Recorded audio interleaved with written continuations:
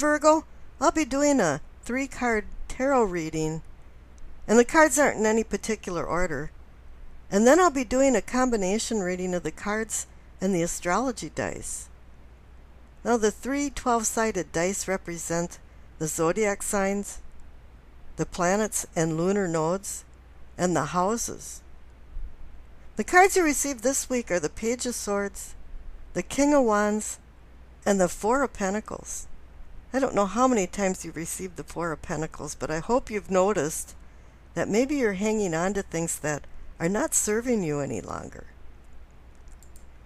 Now this could mean that you've been hanging on to money, or not being charitable.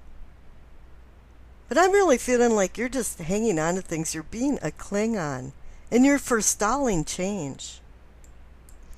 And this is definitely affecting your judgment.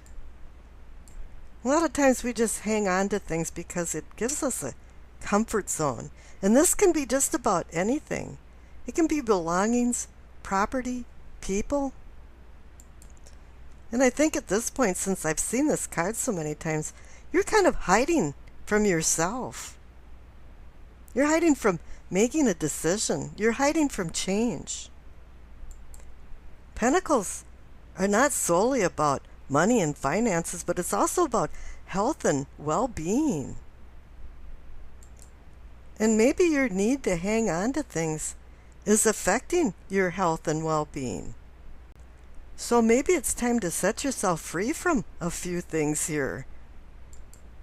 And for number 1, maybe it's some of your beliefs that are having you hang on to these things. You know, get to the heart of the matter. Now the 2 energy of the court cards, the Page of Swords and the King of Wands, are not dipolar, but they're quite opposite. You've got a very young and inexperienced, childlike person vied with a very mature, stable, responsible man, king. And I saw this with I think it was Cancer, where there was a vacillation between a very young, inexperienced entity versus a very mature, king-like man. And I think this is what's going on this week, is that you're going to be converting back and forth. You know, I don't want to give things up, and then, you know, the King of Wands is saying it's time to change. It's time to take on some new responsibilities and do some new things in your life. Now let's digress over to the Page of Swords. He's the brainiac of the sword suit. You know, he brings in spoken and written words for ideas and thoughts and opinions, and he has quite a few of them. It's swords, air, words. But then again, he's cutting with that sword. He can cut and undercut with it, and boy does he say some jaw-dropping things and very insulting things.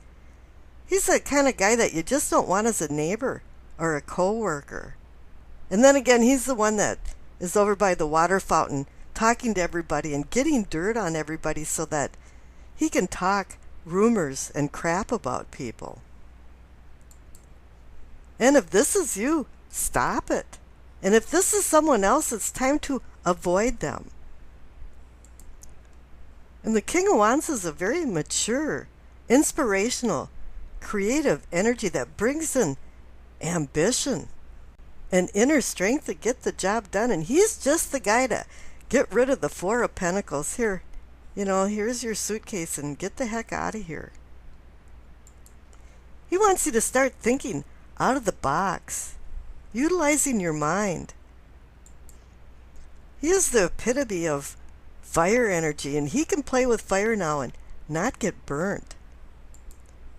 He's the quintessential problem solver, but he's a traditionalist and a visionary at the same time. He has the foresight and the insight to look into future problems and start assaging them to find resolutions.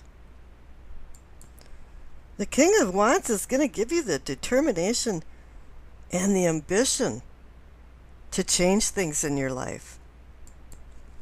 Okay, and I rolled the dice, and you received Virgo, the North Node, in the first house. Now, Virgo in the first house draws attention to imperfections in the Virgo's perfect world, quote unquote. And with this in mind, detailed plans may not have the conviction to come to completion. The Page of Swords is just the character who will point out the smallest imperfection to exploit your sensitive side. He is not a very nice guy. Here, expectations may fall short from your preconceived ideas that had more fiction than fact behind it. And the King of Wands is warning you to use logic in assessing your affairs. You can't live vicariously through other people's images that you're now emulating. You might hold on to some of these fallacious ideas when they don't even serve you anymore. They serve no purpose. But you may put up a big defense and say, oh yeah, I know what I'm doing. I know that my recent choices weren't that good, but I know what I'm doing. Now, the first house is about the outer world and you. And you must find the confidence to develop your own stable train of analytical thoughts. But you can't see things through a small viewfinder. You've got to observe things through the big picture. The Four of Pentacles warns you to stay busy, but don't be overly cautious about making decisions. And don't run yourself into the ground doing too much work. The North Node in the first house says that you're going to make sure that you're satisfied over all the other people in your life. And this might just be about self. But this energy in the King of Wands, as a mentor, is giving you some self-confidence so you don't have to always think very selfishly about yourself. One is a very lonely number, and it might get in the way of your relationships, this big idea of self.